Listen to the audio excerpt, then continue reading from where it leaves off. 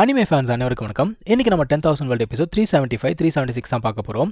போன எபிசோடில் நம்ம ஹீரோ என்ன பண்ணியிருப்பான், அந்த ஒரு லேடி இருக்கக்கூடிய இடத்துக்கு வந்திருப்பானா. இப்போ அவள் பார்க்குறாங்க, அவள் ஆக்சுவலாக பார்த்தீங்கன்னா ஒரு காட் கிங், அதாவது பீக் லெவலில் இருக்கக்கூடிய ஒரு காட் கிங். அவள் நம்ம ஹீரோவை பார்த்த உடனே என்ன பண்ணுறா, இவ்வளோ நேரம் ஒருத்தன் மசாஜ் பண்ணி விட்டுட்டு இருந்தான் இல்லையா, அவனை எட்டி வச்சுட்டு வரா. அடடே, நீ தான் அந்த மூன் காட் டெரிட்டரி என்கிட்ட இருந்து எடுத்துக்கிட்டியோ, சரிப்பா நீ வரன்னு தெரிஞ்சிருந்தா நானே உன்னை வரவேற்க வந்திருப்பேனே, நீ வேற ரொம்ப ஹேண்ட்ஸமாக இருக்கியே அப்படிங்கிறா. அவன் என்ன சொல்கிறா, உன்னை பார்க்கும்போதே எனக்கு உன்னை சாப்பிடணும் போல இருக்கு, நான் ஹங்கிரியாக இருக்கேன் அப்படின்ன உடனே பின்னாடி இருக்கான்ல அவனா சொல்கிறான், எம்மா நீ பசியாக இருந்தால் சொல்லுமா, உன் புருஷன் நான் இருக்கேன் நூடுல்ஸ் பண்ணி தரேன் அப்படிங்கிறான். நமக்கே அவனை பார்க்கும்போது யாரா இவன் விவசாய கட்டவன் அப்படிங்கிற மாதிரி தாங்க இருக்குது. அவன் நடந்து போகும்போது இந்த பறவை வேற பக்கத்தில் வருமா, அதை ஓரமாக தள்ளி விட்டு அவள் பாட்டுக்கு போயிட்டு என்ன சொல்கிறா, எனக்கு நீ மசாஜ் பண்ணி விடுறியா அப்படிங்கிறா. நம்ம ஹீரோ அப்படிப்பட்ட ஆளா அவன்.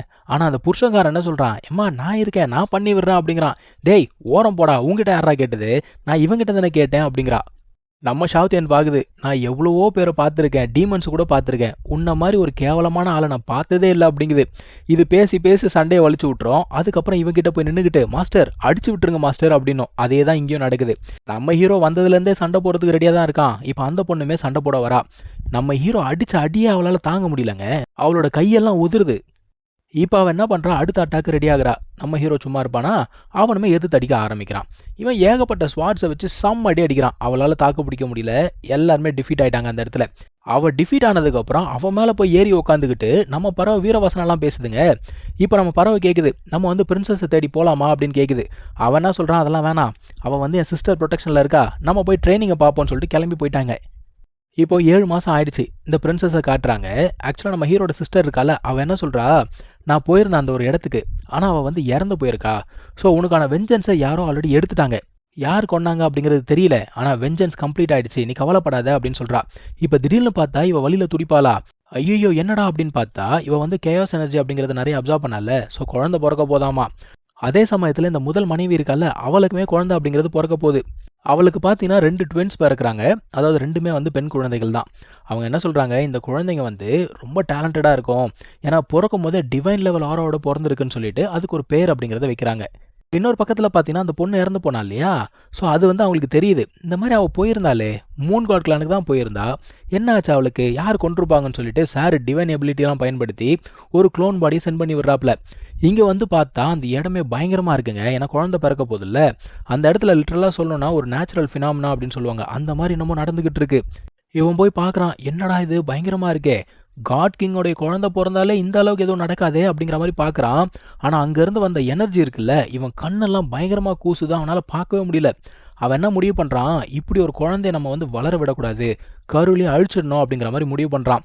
நம்ம ஹீரோட சிஸ்டர் அங்கே தான் இருக்கா. அவள் பார்க்குறா, குழந்தை பிறந்துடுச்சு. அவன் என்ன சொல்கிறான், நீ ரெஸ்ட் எடுமா, வெளியில் ஒருத்தன் வந்திருக்கான்ல அவனை நான் டீல் பண்ணிக்கிறேன்னு சொல்லிட்டு வெளியில் போயிட்டு, எவ்வளோ தைரியம் இருந்தால் என் ஃபேமிலிக்கிட்டே வருவேன்னு அடி அடிக்கிறாங்க. இங்கே பாரு, இந்த மூன் காட் கிளான் அப்படிங்கிறது என்னோட ப்ரொடெக்ஷனில் இருக்குது, எவனாச்சும் இந்த பக்கம் வந்தீங்க கொன்னே போட்டுரும், ஓடி போங்கடான்றா. வாங்கின அடியில் சாருக்கு யார் அடித்தாங்கன்னு கூட தெரியல, கண்ணெல்லாம் கலங்கி போய் கிடக்கு. இப்போ இன்னொரு பக்கத்தில் அந்த ஒரு யூனிவர்ஸ் வில் இருக்குல்ல, அது வருது. அது என்ன சொல்லுது, நீ தேவையில்லாமல் இதில் தலையிடக்கூடாது அப்படிங்கிற மாதிரி சொல்லுது. இவன் என்ன சொல்கிறா, இங்கே பாரு, என் ஃபேமிலி அடிக்கிறதுக்கு ஒருத்தன் வருவான், நான் பார்த்துக்கிட்டு சும்மா இருக்கணுமா, என்னால் அப்போல்லாம் இருக்க முடியாது அப்படிங்கிறா. ஆக்சுவலாக இவன் ஒரு கார்டியன் இல்லையா, கார்டியனாக இருக்கிறவங்க உலக விஷயங்களில் தலையிடக்கூடாது. ஸோ அது இவளுக்கு வார்னிங் அப்படிங்கிறத கொடுத்துட்டு போகுது. இன்னொரு வாட்டி இந்த மாதிரி பண்ணனா உன்னுடைய கார்டியன் பதவியை நான் எடுத்துடுவேன் அப்படிங்கிற மாதிரி சொல்லிட்டு போகுது. இவ பார்க்குறா, ஆமாம் உனக்கு குடும்பம் கூட கிடையாது, நீ எல்லாம் பேசுறியா அப்படிங்கிற மாதிரி திட்டிக்கிட்டே போகிறா. இப்போ இவளுக்குமே 2 குழந்தை பிறந்திருக்குங்க. ஒன்று பையன், ஒன்று பொண்ணு. இவன் என்ன பண்ணுறா, ஒரு குழந்தைக்கு இவ பேர் வைக்கிறா, லின்தியன்ஸு அப்படின்னு சொல்லிட்டு பேர் வைக்கிறா. அதான் அவள் கேட்குறா, என்னம்மா நீ அவன் பேரையே பயன்படுத்த மாட்டேன்னு சொன்னேன் அப்படின்னு கேட்டா, எப்படி பார்த்தாலும் குழந்தை அவனுடையது தானே, அதனால தான் அந்த பேரை வச்சேன் அப்படின்னு சொல்கிறா. இவன் என்ன சொல்கிறா, இங்கே பேர் ஒரு குழந்தைக்கு நீ பேர் வச்சிட்டல, இன்னொரு குழந்தைக்கு நான் பேரை வைக்கிறேன்னு சொல்லிட்டு லின் யூஏயாவுன்னு சொல்லிட்டு இவளோட பேரையே வச்சிடறா. இப்படியே 3 மாதம் அப்படிங்கிறது போகுதுங்க. இப்போ நம்ம ஷாவுத்தியன் என்ன பண்ணுது, நல்லா தூங்கி ஏஞ்சிட்டு அந்த ஃபர்னஸ் இருக்குல்ல, ஃபர்னஸ் மேலேயே உச்சா போயிடுமா. அந்த ஃபர்னஸ்க்கு சரியான கோவம், கடிக்கக்கூடாத இடத்துல கடிச்சிடுது. அது கடிச்சிட்டு விடக்கூட இல்லை, இதுவாக கத்திக்கிட்டே போகுது, என்னை யாராவது காப்பாற்றுங்க காப்பாற்றுங்கன்னு கத்திக்கிட்டே போய் நம்ம ஹீரோட சிஸ்டர் மேலே முட்டிடுச்சு. அவள் பார்க்குறா, என்ன ஷாவுத்தியன் பார்த்து ரொம்ப நாள் ஆச்சு, ஆனாலும் நீ ரொம்ப ஜாலியாக இருக்க போல தெரியுதே அப்படிங்கிறா. அது பார்க்குது, ஐயோ சிஸ்டர் நீ தயவு செஞ்சு நான் காப்பாற்றி விடு அப்படின்னு உடனே காப்பாற்றி விடுறாப்பா. இப்போது நம்ம ஹீரோ வரான். அவன் கேட்குறான், எங்கே போயிருந்த இவ்வளோ நாளா, எங்கே அவள், ஏன் அவள் திரும்ப வரல அப்படிங்கிற மாதிரி கேட்குறான். இவன் என்ன சொல்றா, ஏன்டா அவளை பத்தி கேட்குற நீ என்னை பத்தி கேட்க மாட்டியா அப்படிங்கிறா. சரி சரி அதெல்லாம் விடு, அவ ஏன் திரும்ப வரல, ஏதாவது பிரச்சனையா அப்படின்னு சொல்லிட்டு கேட்குறான். இங்கே பாரு, அவள் கிளான்ல ஏதோ வேலை இருக்கான், அதனால அவள் திரும்ப வரல அப்படின்ன உடனே, என்ன வேலை, ஏதாவது ஆபத்தா, நான் வேணா போய் உதவி செய்வான்னு சொல்லிட்டு ஓடுறான்.